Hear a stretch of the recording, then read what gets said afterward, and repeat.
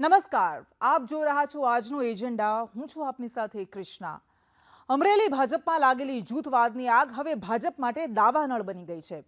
કૌશિક વેકરિયાની બદનામીનો પત્ર અને પત્ર બાદ શરૂ થયેલી રાજનીતિએ એવો વળાંક લીધો છે કે ખુદ પીડિત પાયલની જ કઠેડામાં આવી ગઈ છે. પાયલે કોર્ટમાં આપેલા નિવેદનની કોપી વાયરલ થઈ છે, જેમાં તે રાત્રિએ ધરપકડ ન થયાનો અને પોલીસે માર ન માર્યાનો ઉલ્લેખ છે. બીજી બાજુ આ મામલે જાહેર ચર્ચાના રાજકીય પડકારો ફેંકાઈ રહ્યા છે. સોમવારના રોજ આમ આદમી પાર્ટીના પટ્ટાવાળી બાદ હવે કોંગ્રેસ મેદાનમાં ઉતરી ગઈ છે.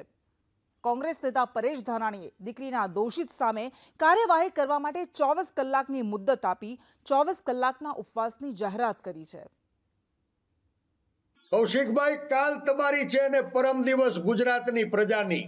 સમગ્ર પોલીસ વિભાગનું માથું શરમથી ઝૂકી જાય તેવું કૃત્ય જ્યારે કરે તે માફ કરવાને પણ લાયક નથી. અરે જેણે ખરાબ વર્તન કર્યું છે કે મને ટોર્ચર કર્યું છે કે મને મારી છે, એના પ્રત્યે જે લોકોને પોલીસ વડે. અમરેલી ભાજપના આંતરિક જૂથવાદથી જન્મેલો લેટરકાંડ હવે રાજકીય હથિયાર બની ગયું છે, જે વિવાદમાં રોજબરોજ નવા વળાંક આવી રહ્યા છે. પાયલની પોલીસે રાત્રે 12 વાગ્યે ધરપકડ કરી હતી અને માર માર્યો હતો તેવા આરોપથી મામલો આખો ચર્ચાનો વિષય બન્યો હતો. મારી જે ઇજ્જત અને આબરૂનો વરઘોડો કાઢ્યો છે, એમાં જે મારી હારે જેણે ખરાબ વર્તન કર્યું છે કે મને ટોર્ચર કર્યું છે કે મને મારી છે, એના પ્રત્યે જે લોકોને પોલીસ વડે. જો કે હવે પોલીસ પર ગંભીર આરોપો લગાવનાર પાયલ જ કઠેડામાં આવી ગઈ છે. પાયલની કોર્ટમાં આપેલા નિવેદનની એક કોપી વાયરલ થઈ છે, જેમાં તે પોલીસે રાત્રે ધરપકડ નહોતી કરી અને પોલીસે માર ન માર્યાનું નિવેદન છે. ત્યારે સવાલો ઉઠી રહ્યા છે કે શું પાયલે ખોટું નિવેદન આપ્યું, અને ખોટું નિવેદન આપ્યું તો કોના ઇશારે? આ સાથે એક સીસીટીવી પણ સામે આવ્યા છે, જેમાં પાયલ ગોટીએ મનીષ વઘાસિયાએ બનાવેલા લેટરને કુરિયર કર્યું હતું. પાયલે આ કુરિયર ભાજપના મહામંત્રી રત્નાકર સહિતના નેતાઓને કર્યા હતા. તો પાયલના માર મારવાના આરોપો બાદ પાયલની આરોગ્યની તપાસ માટે એક ટીમ મોકલાઈ છે, જે પાયલ ગોટીને પોલીસે માર માર્યો હતો કે નહીં તેની તપાસ કરશે.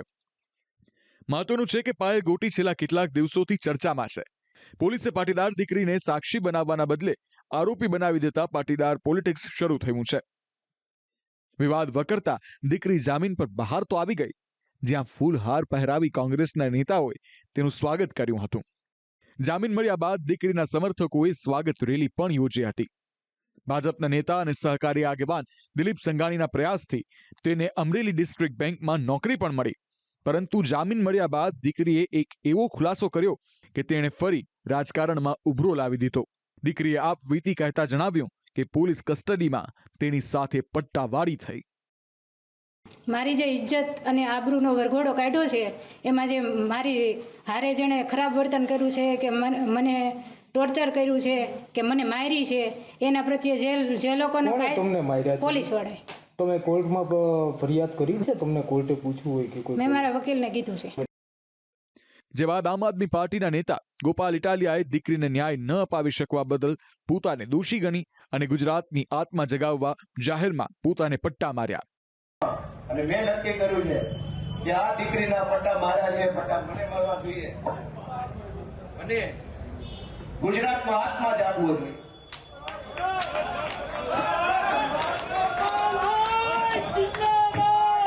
ગુજરાતનો આત્મા જાગવો જોઈએ. હવે ગુજરાતનો આત્મા જાગવો જોઈએ.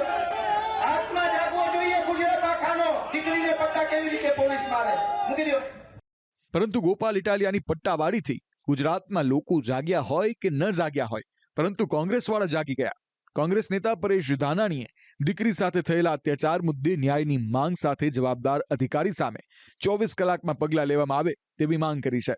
કોંગ્રેસ નેતા પરેશ ધાનાણીએ ચીમકી ઉચ્ચારી છે કે 24 કલાકમાં દીકરીને ન્યાય નહીં મળે તો તે જિલ્લા પોલીસ વડા કચેરી ખાતે 24 કલાકના ઉપવાસ કરશે. કૌશિકભાઈ, કાલ તમારી છે અને પરમ દિવસ ગુજરાતની પ્રજાની. કાલ સુધીમાં જવાબદાર લોકો ઉપર પગલાં નહીં ભરાય ને તો પરમ દિવસે અમરેલીના રાજકમલ ચોકમાં અમરેલીના પોલીસ અધિક્ષકની સામે જે કોઈ જવાબદાર હોય પગલાં ભરવા માટે અમે એને ચેતવણી આપીએ જ, નહીં તો એની સામે 24 કલાકના ધરણા કરશું. આ દીકરીને ન્યાય મળે ત્યાં સુધી આ લડાઈને ગુજરાતના ગામડે ગામડે સુધી લઈ જવા માટે હું વિનંતી કરું છું. જો કે પાટીદાર દીકરી પાયલ ગોટીના આક્ષેપોની તટસ્થ તપાસ માટે એક કમિટીની રચના કરવામાં આવી છે. આ કમિટીમાં એક ડીવાયએસપી, એક પીઆઈ અને એક પીએસઆઈ નો સમાવેશ કરાયો છે. અમરેલી ભાજપ નેતા અને પૂર્વ સાંસદ નારણ કાછડિયાએ મોડા મૌન તોડ્યું છે, જેઓએ અમરેલી પોલીસ પર આરોપ લગાવ્યો છે કે કોઈને સારા થવા માટે પોલીસે આ કૃત્ય કર્યું છે. ગુનેગારોને સજા થાય ત્યારે જ દીકરીને ન્યાય મળ્યો ગણાય. સમગ્ર પોલીસ વિભાગનું માથું શરમથી ઝૂકી જાય તેવું કૃત્ય જ્યારે કરે તે માફ કરવાને પણ લાયક નથી. અને અમરેલીની બજારમાં ક્રિમિનલનો જે રીતે વરઘોડો કાઢવામાં આવે તેવી રીતે એક નિર્દોષ દીકરીનો વરઘોડો નીકળે ત્યારે પટેલ સમાજ નહીં, હર કોઈ સમાજ અને સમગ્ર ગુજરાતનું માથું શરમથી ઝૂકી જાય તેવું આ કામ પોલીસ વિભાગે કર્યું છે કોઈને સારા થવા માટે. અને કોઈને સારા થવા માટે કરેલું એવું સંપૂર્ણ દેખાઈ આવે છે. કોઈ પણ ગુનેગાર હોય, કોઈ પણ સાહે અધિકારી હોય યા પદ અધિકારી હોય, તેને સજા થવી જોઈએ ને તો જ આ દીકરીને ન્યાય મળ્યો ગણાય, બાકી ન્યાય મળ્યો ના ગણાય. નારણ કાછડિયાના નિવેદન પર આમ આદમી પાર્ટીના પ્રદેશ પ્રમુખ ઈસુદાન ગઢવી કહી રહ્યા છે કે હવે નારણ કાછડિયાનો અંતરાત્મા જાગ્યો છે. અમરેલીના જ પૂર્વ સાંસદ નારણભાઈ કાછડિયાનો આત્મા પણ જાગ્યો. એમણે પણ નિવેદન કર્યું છે કે આ દીકરી ઉપર ખોટો અત્યાચાર થયો છે અને પોલીસની સામે શિક્ષાત્મક પગલાં લેવા જોઈએ. એટલે નારણભાઈ કાછડિયાની હિંમતને સલામ, એમનો આત્મા જાગ્યો. અને ગુજરાતની દરેક નાગરિકને હું તો કહું છું, તમારો પણ આત્મા જાગવું જોઈએ. ભાજપના બધા નેતાઓને પણ હું આહવાન કરું છું કે આ દીકરી એક પાટીદાર દીકરી છે એવું નહીં, આ ગુજરાતની દીકરી છે. આવી કેટલી દીકરીઓ ઉપર અત્યાચાર થાય છે, બળાત્કાર થાય છે, હત્યાઓ થાય છે, ગેંગરેપ થાય છે. અમરેલી કોંગ્રેસના નેતા જેની ઠુમ્મર કહી રહ્યા છે કે અમરેલી ભાજપના ધારાસભ્યો અને સાંસદ ચૂપ થઈ બેઠા છે. તેમના પ્રયાસો છે કે ગમે તે રીતે આ મુદ્દો ભૂલવાડી દો, નહીં તો પાયલને ખોટી સાબિત કરી દો. જનતા પાર્ટીના અમરેલી જિલ્લાના 5 ધારાસભ્યોમાંથી એક પણ ધારાસભ્યના મોઢામાંથી મગ નીકળ્યા નથી. સાંસદ 3 લાખથી વધારે મતથી ચૂંટાયો છે. હજી સુધી સાંસદને એવી નથી ખબર પડતી કે મારા જિલ્લાની દીકરીને રાત્રે 12 વાગે કેવી રીતના તમે પકડી શકો.